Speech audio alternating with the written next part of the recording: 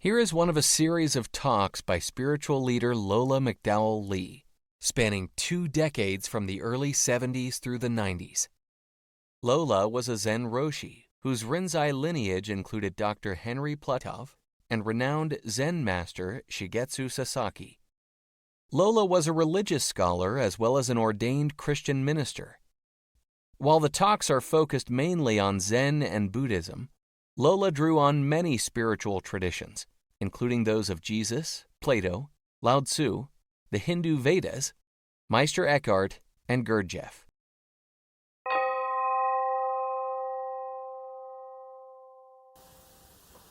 Someone once asked a Zen master,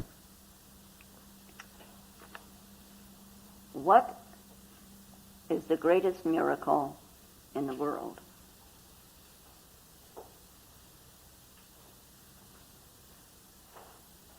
What is the greatest miracle in the world?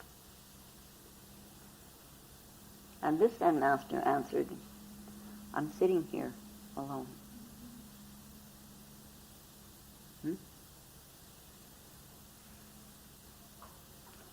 That's a very simple statement.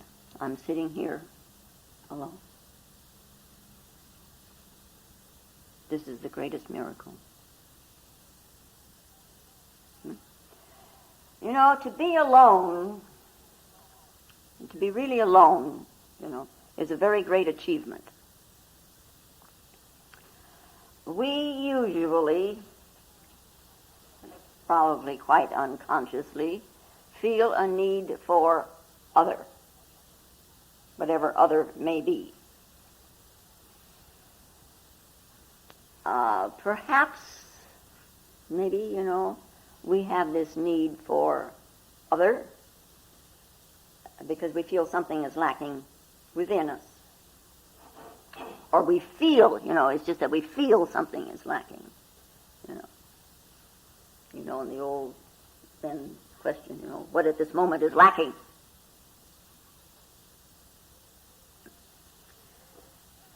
It is in our lives as if we are unconsciously seeking something, and we hope to find it, we look for it in other.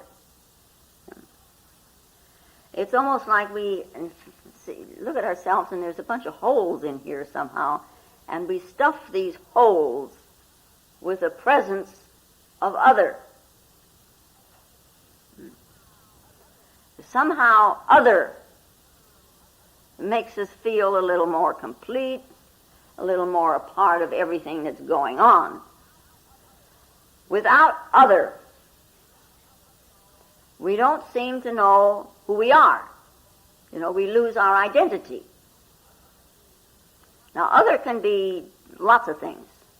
Something you're comfortable with, something you're uncomfortable with, something you don't like, something you like, all kinds of things, this other. But this other, when we're conversing together, other is rather like a mirror in which we can see ourselves, and therefore we have an identity. Without other, if there were absolutely no other, we would suddenly be thrown back upon ourselves, and then all of a sudden would come up this question, who am I? And to some this is an uncomfortable question. When we are alone, we seem somehow to be in strange company. We don't know with whom we're with.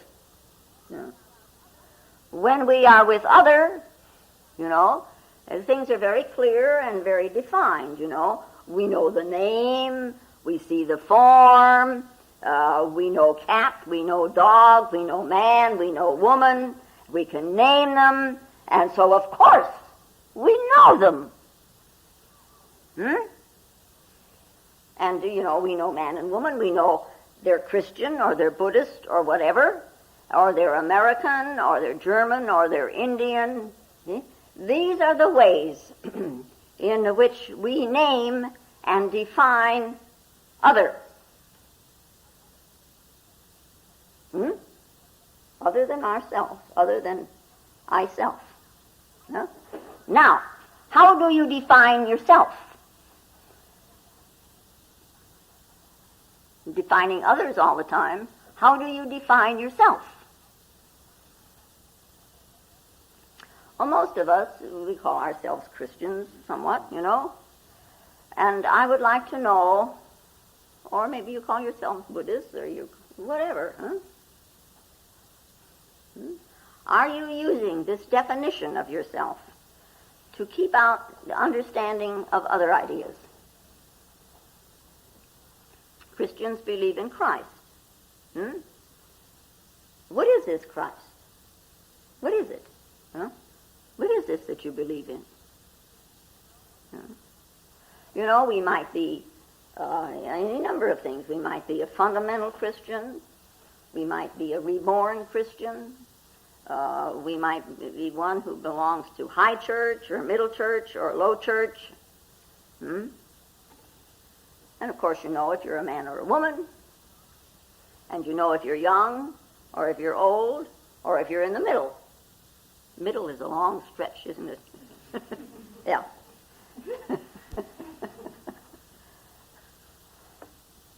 What age are you? In the overall scheme of things, how old are you? You know, I've told this little story before. This man came to visit the temple, and he gave each monk a donation according to his age. And one monk asked him finally if he would leave a contribution for Manjushri, you know, the great god of wisdom, one who stands there with the sword, you know, so that you will finally come to learn. And to this question, you know, would he leave a donation for this Manjushri, the visiting donor replied, well, I would gladly, if you will tell me how old he is. Well, how old is wisdom?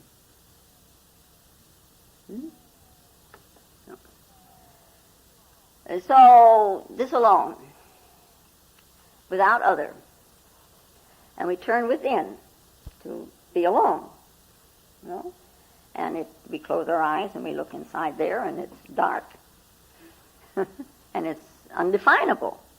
You know, we don't have a lot of definitions for it outside of dark.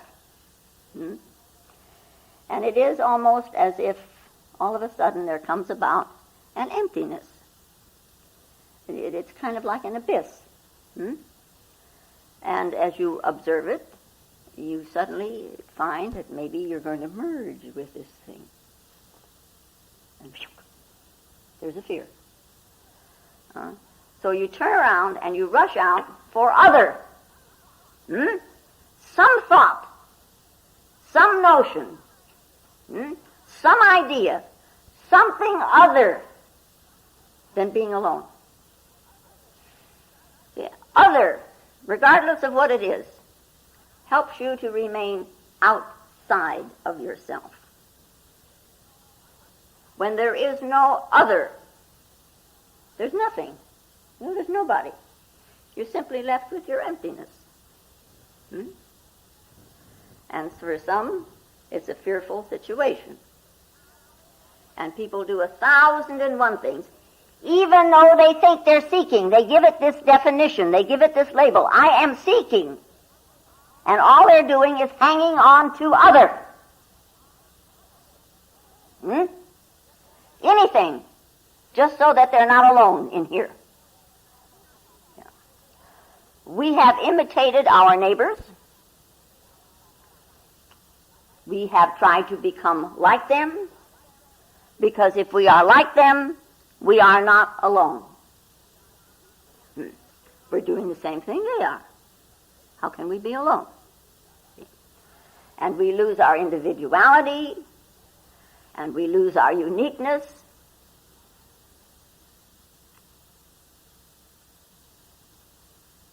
And we have been doing it ever since we have come into this world. You know, we did it quite unconsciously to begin with, and it is how we developed a personality.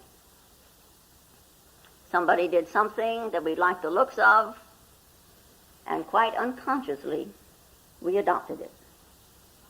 Someone said something we liked, and we adopt that. We have imitated our parents. That's where you start. And that's pretty ingrained because it's the beginning. Everything else is built on that. We imitated our parents. We imitated our teachers. We have imitated our friends. And we don't leave this in the past. We are doing it still.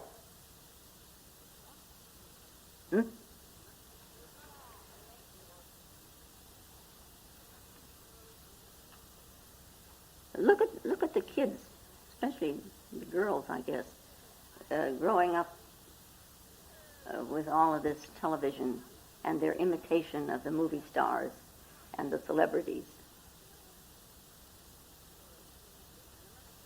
No. And they expect their lives to be happy forever after because it's what comes about on the movies. And now, I don't know, they're dyeing their hair. NBC? How much is that imitation going to be? You know, it seems, in a way, that our lives consist of this little-known subject. Little-known subject. It is subjective in here. This little-known subject, which is looking out there for an object.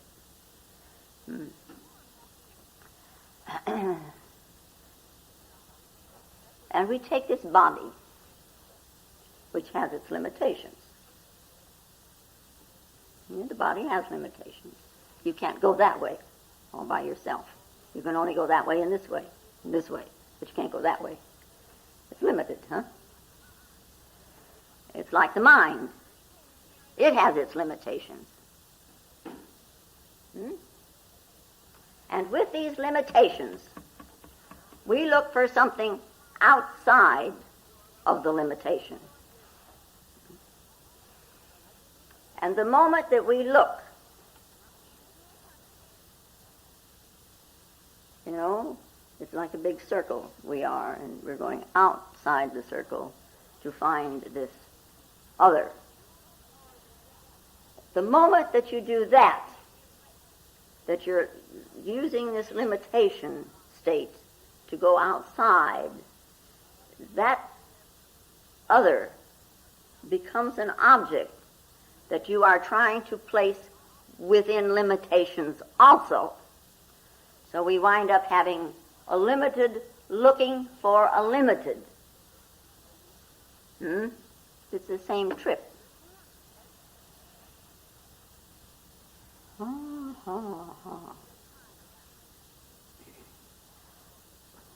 Now, we've all spent many years looking at this other, the daily existence, our ordinary existence, and with it we have conditioned ourselves. We have a conditioned view of ourselves. We have a limited view of ourselves. We have a conditioned view of other. We have a limited view of other. We have a conditioned view of life itself. We have a limited view of life itself. There is me in here, and there is this other there in this ordinary life, which is either pleasing me or it's hurting me, which it shouldn't do. And we have this tendency to run our whole lives out of that condition, trying to avoid what displeases us and running after objects or situations that we think will give us pleasure. Thusly, we remain separate from our life. That is, we are simply analyzing, and we're judging. And we're trying to figure out in all situations, is it going to give me pleasure, or should I avoid it because it's going to give me pain? What am I going to get out of this situation? So we do this from morning until night, and from morning until night, and from morning until night. And maybe sometimes in the night, too. Yeah. We in America are known for our friendliness. We have nice, friendly faces, and we smile a lot. But underneath these nice, friendly faces, these facades, it could be there is a degree of anxiety. It is almost as if we sit on top of a fear, and we have our trips to cover this. So we are either overly nice, overly rude, overly aggressive, we overeat, we overdrink, we oversmoke, and yuppity-yuppity-yup, we overtalk, something, anything to cover this basic anxiety. One day, when our monk was sitting with a visitor, and they were sitting at a coffee house, and they were watching the people going by, and suddenly the monk turned to the visitor and said, "You see that woman coming across the street? She's trying to do the impossible." And the visitor said, "Well, what do you mean?"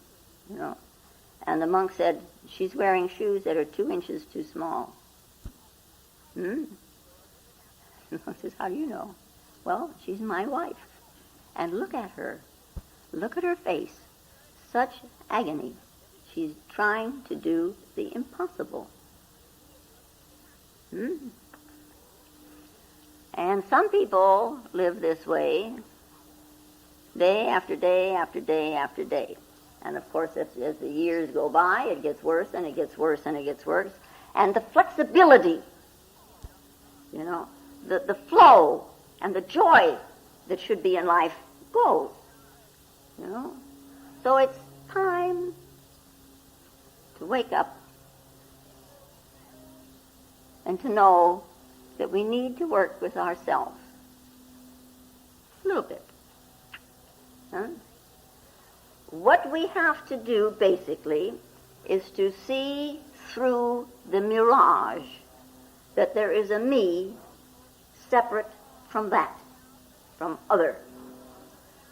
When I and other are one, when there's just one, there's not this duality of I and other. Then for a second, in this, what they call a samyana, we see what our life is really all about. Now, everyone wants a sane, natural life. Of course, our definitions of sane and natural all vary, but this is basically what everybody wants. And once we begin to get the glimmer, that the problem is not outside of ourselves, it's not that other, and we bring it back here, then one could say we have begun to walk the path. We have begun to turn around. Once we begin to turn around, we see that life can be a little different than our tight, rigid, restricted, constricted dualism. And so we enter a discipline, a practice that will allow us to live in a more sane manner. And the discipline is about working better in an office, raising our kids better, having better relationships, getting a handle on ourselves, having a more satisfying life, a more complete life, which comes out of a sane, balanced practice. Now, when we sit down to do this thing, to practice this discipline, we find it shouldn't take long to find that the primary thing we have to work with is, oh, my dear foolish mind. See? Our busy, chaotic mind. We are all caught up in this little frantic conditioned state.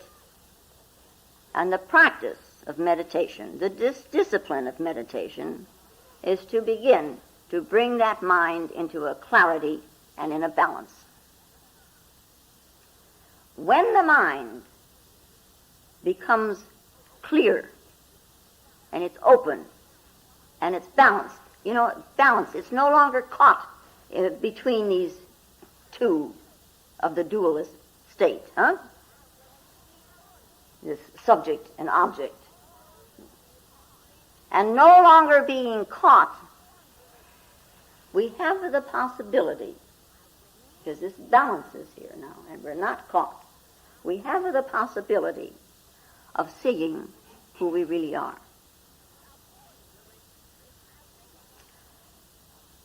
So one, and I say it so often, observe your thinking.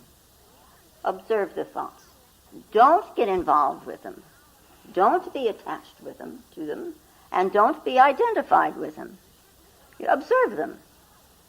And, you look at the thought and, oh, yeah, I'm doing that one again. We do. And so without judging, you come, without any judgment, it's not a good thought, it's not a bad thought, it's just a thought that I'm doing again. So without the judging, we return to now. Not out there where the thought has led us. Yeah? We return to this present moment. And if one will keep dragging oneself back and dragging oneself back, at some point in the practice, the thoughts begin to get dimmer. And they become less important. And you will find that there are periods when they have a tendency to fade out altogether. But there's something in here we also have to face. We don't really want to give up the thoughts. It is our thoughts that we are attached to. It is how we define things. How are we going to define what happens if the thoughts are not there? So we hang on to them. But you can let them fade. If you look, the thoughts are rather like a tape recorder, And so you just let this tape recorder run. Just let it run, and it'll run over here after a while, and it'll just run, and it'll fade out, Besides, after you've seen the same movie 500 times, it does get boring. Yeah. But unless you're paying attention and observing, you won't know it's the same movie. Yeah. So the practice, for a long, long time, this constant drawing back to this here now. Here now. Sit. Alone. Oh, but I will be lonely. All alone. Lonely and alone are two different things. Lonely is a mood. It's an attitude. Alone is a state of consciousness. Now, this discipline, to be alone, to recognize this state of consciousness, is difficult. And there are a great many people who say, oh, yes, I'm ready. I'm going to sit. Yeah. But give me something, some kind of question, some sentence, some mantra, something to sit with. Please give me something to think about, is what they're saying. If I have something to think about, then I'm not alone. There is the other. You see that? Now, some of our difficulties also are caused by growing pains.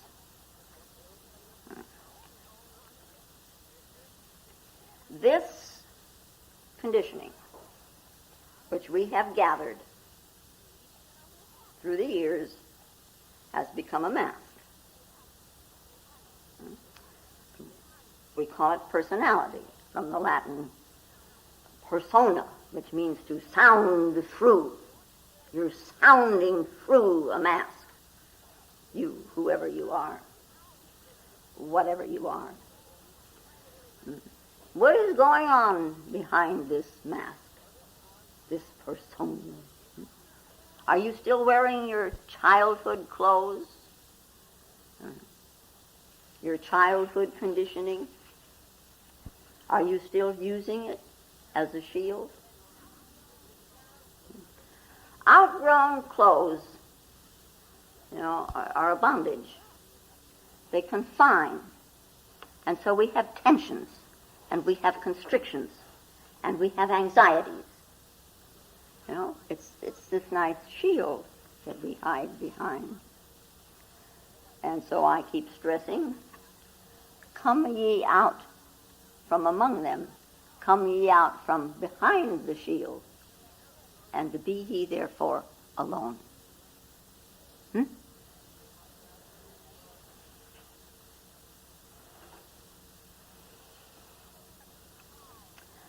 It almost seems as if we have our existence in the eyes of other.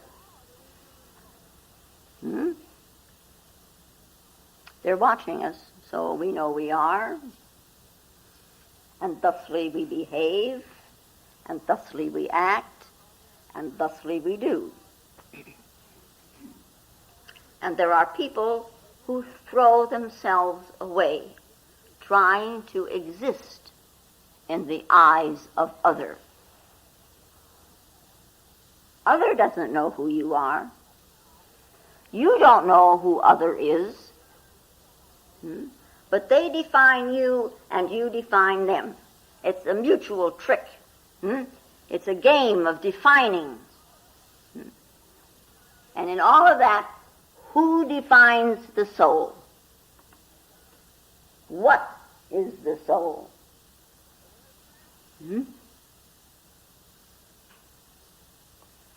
Everybody looking for the spirit and nobody looking for the soul. If you want to know what you are, who you are, you have to go where you are. You will have momentarily to forget the world. You have momentarily to forget the other and what they say about you. Good, bad, or indifferent. Some people are, as long as they say something about me, at least I know I'm around. Deep within yourself, where you are, you will encounter reality. Do you remember what you looked like? On the first day, you were in your mother's womb. Was there a face? Hardly. But you were there. You couldn't be seen with the naked eye, but you were there.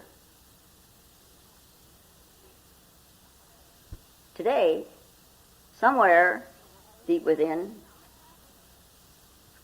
you are here.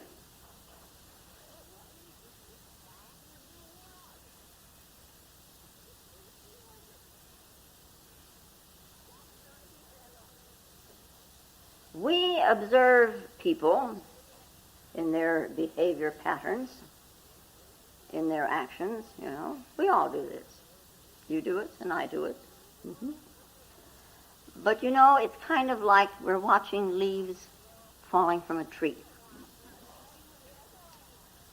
And when enough leaves have fallen, we run around and we collect a basket, and in this basket we collect all the leaves, and now we say we know the tree because of all these actions and the behaviors. Huh? Really? You know the tree. What about the tree from which the leaves came? There are times when all the leaves are gone and the tree stands naked.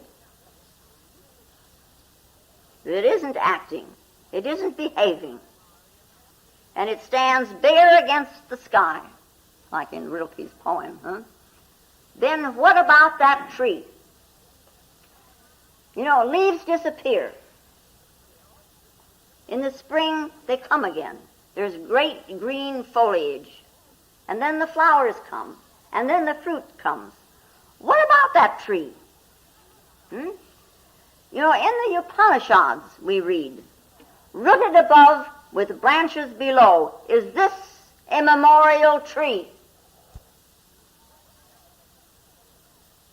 What kind of a tree is this? You know, with its roots above and its branches below. You should know it. It is you. Listen to your body. It has a wisdom all of its own. It doesn't think. It just has wisdom. If you don't listen to it, you'll be distracted, and you can be disturbed, and there will be, again, some anxiety.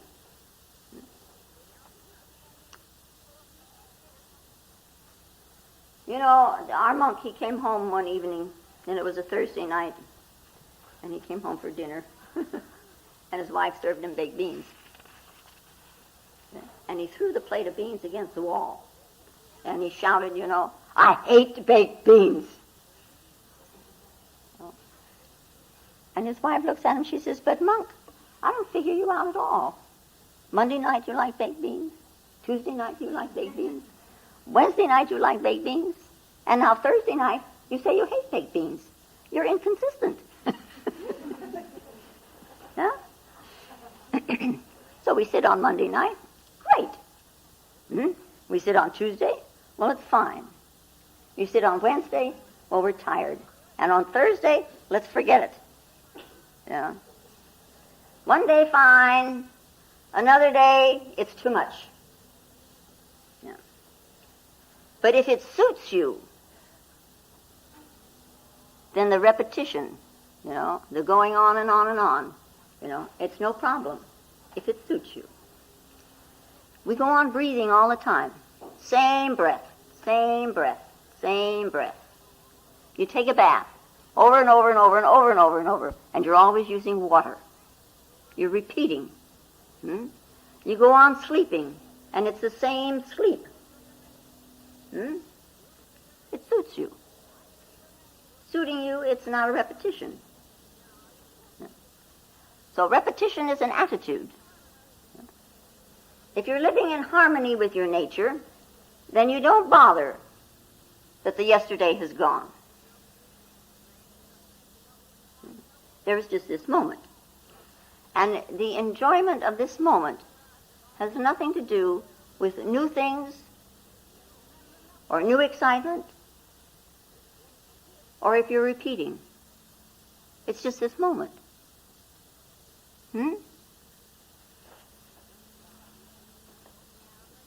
With his body, we see, and we hear, and we smell, and we taste, and we touch. How often do we remember that it is the body that is doing this? I'd like to see you taste chocolate without a body, or have a drink of water without a body, or smell the flowers without a body. However, also, in order to see and smell and taste and touch, we need mind. It has to have something to register upon. If the mind is so conditioned in its outgrown clothes, how can we know the experience, the actual experience of touching or smelling or tasting. We are caught in the conditioning.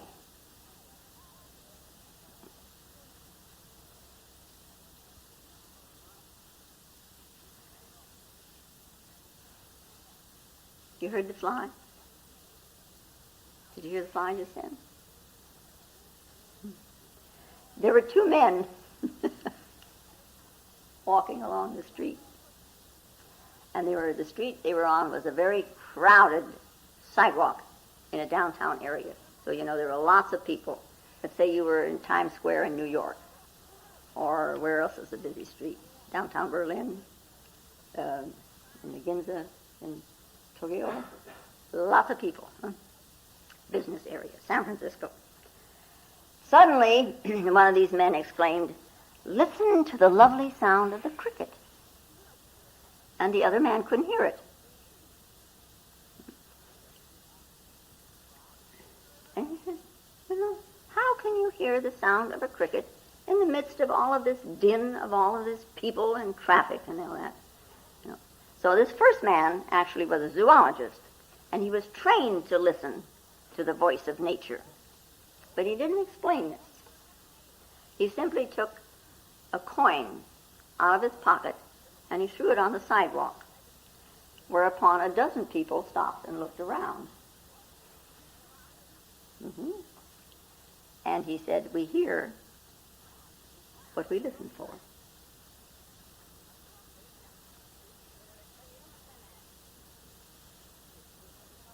We hear what we listen for. You know what you're supposed to be training yourself to listen for? Listen to the sound of one hand.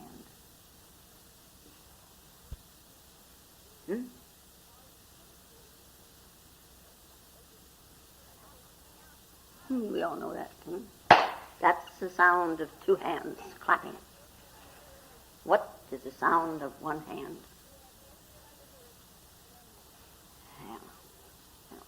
When a child is growing up, when a child is, from 2 to 4, 1.5, 1 to 5, 7, 9, whatever, it's curious. And it has a very natural curiosity about the world in which it finds itself and about himself. And he asks, or she asks, "What is this?" And, they ask that all day long. He didn't learn to talk yet. Why is this? What is that? What is this? Why is that? How did I get here? You know the story. The little kid asked his mother that, and she went all through the whole rigmarole of the whole thing. And finally he says, "That's all very fine, but what was the name of the hospital?" See? That's all he wanted to know. His neighbor was born in the Methodist hospital, and that's really all he wanted to know. The name of the hospital. How did I get here? I brought you home from the hospital. Fine. At 4 years of age. And they ask things, like, why is flower red? Do you know why a rose is red?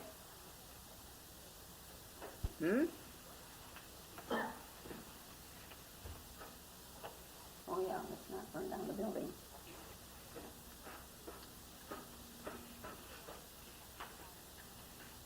Good for you.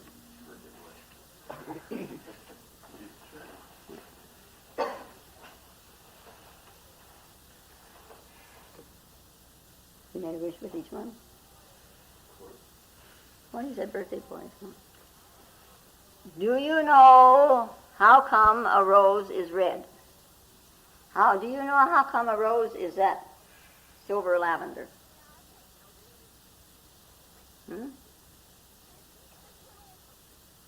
I don't want to know anything about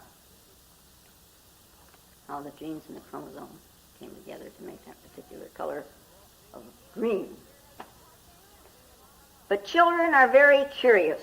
They want to know. And it seems to me sometimes that as we mature, that we get more and more conditioned, and we lose that curiosity. Why? Maybe it's because we've stuffed so much of the other into the mind, huh? Like a pillow.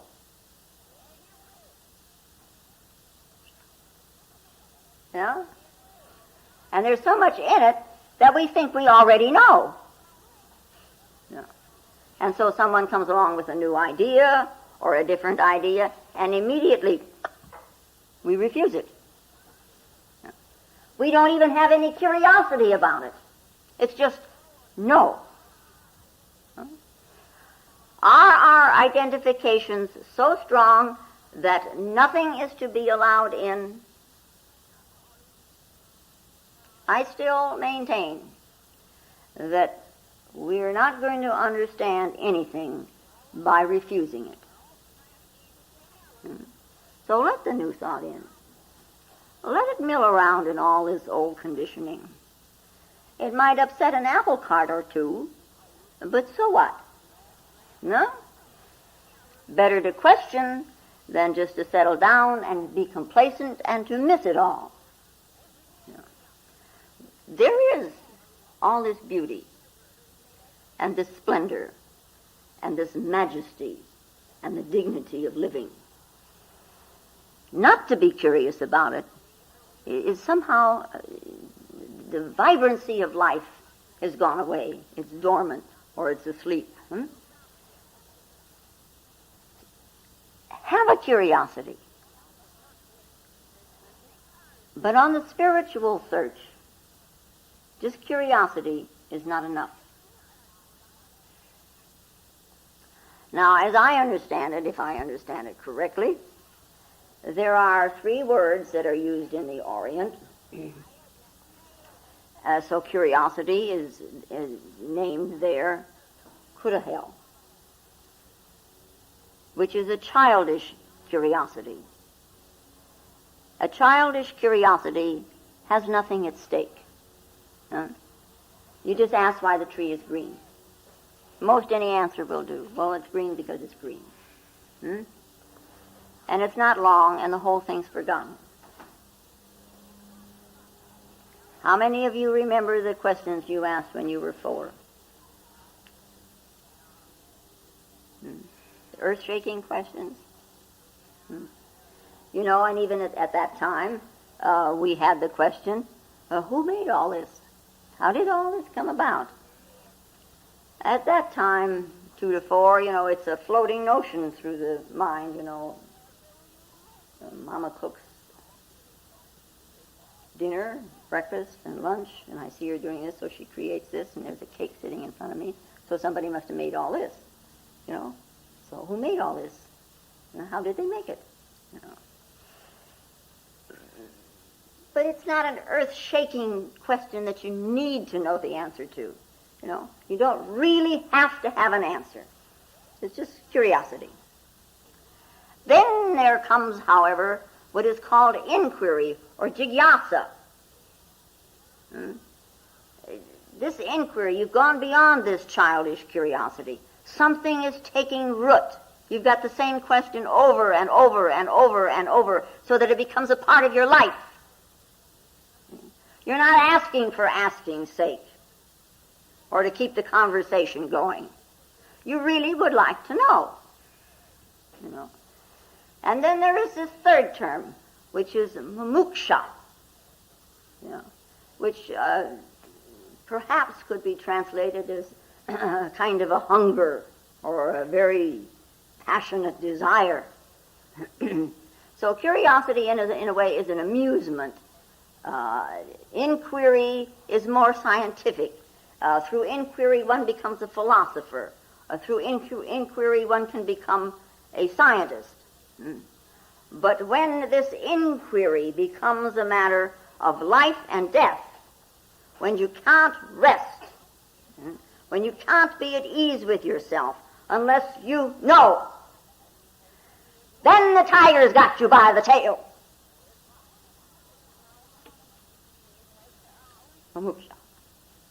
Yeah.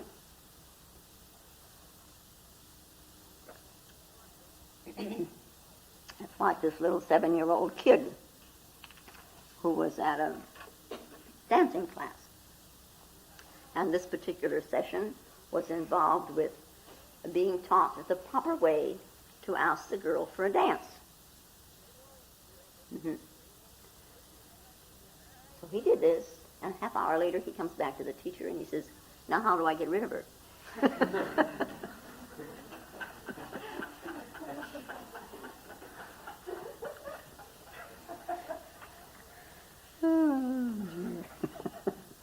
Willie finally woke up.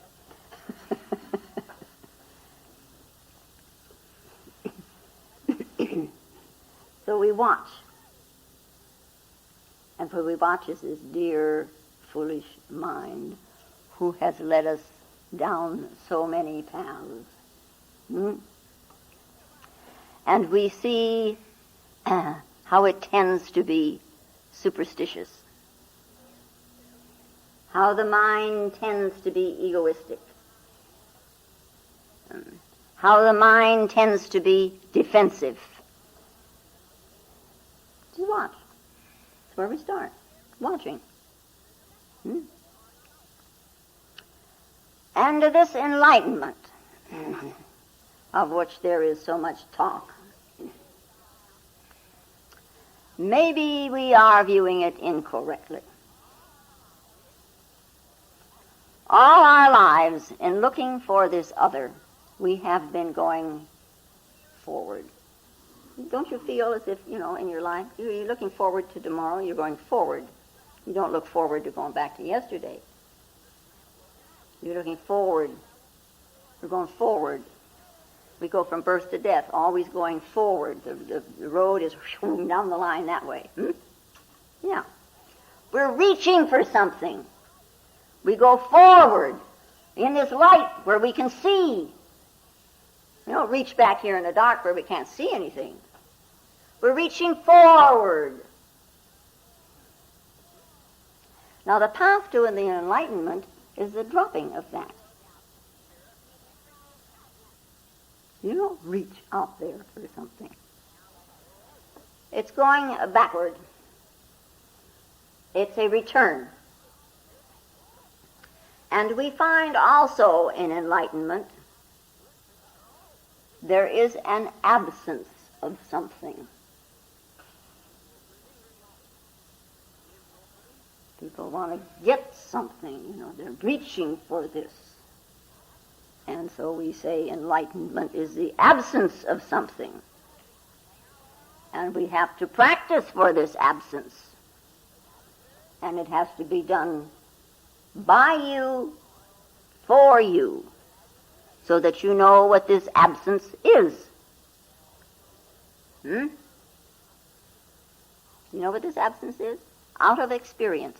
Out of experience, do you know what this absence is?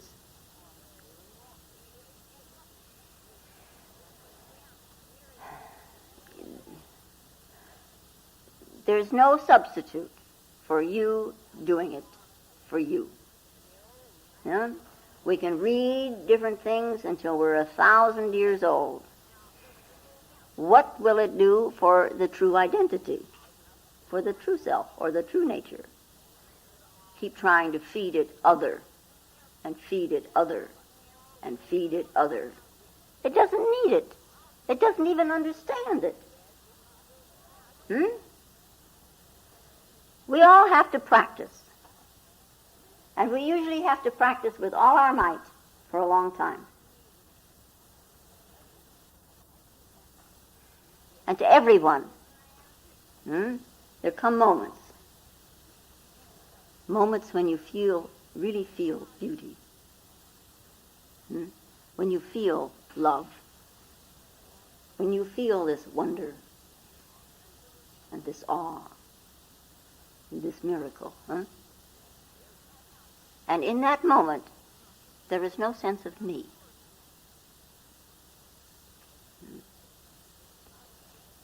Looking at the stars at night, suddenly something is absent. There's a disappearance. But at the same time, something rises. Something very virgin, something that is uncorrupted, something that is unpolluted by other. And we know it is not other. It is not a substitute for other. It is this purity that is uncorrupted by culture or by civilization. Just this purity. And there is this dark, empty sky. And in this absence of something, you are empty. So there are two empty skies, and all of a sudden they meet. And it becomes one vast sky without a trace. Yeah?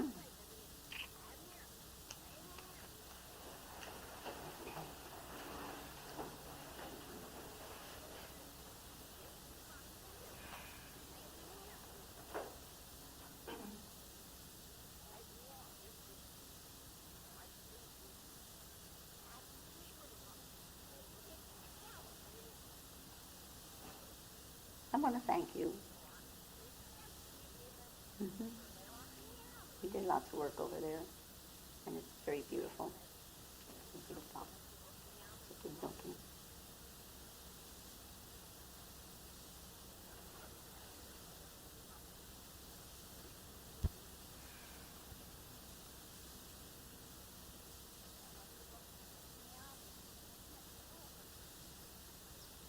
And now, we've made a peace.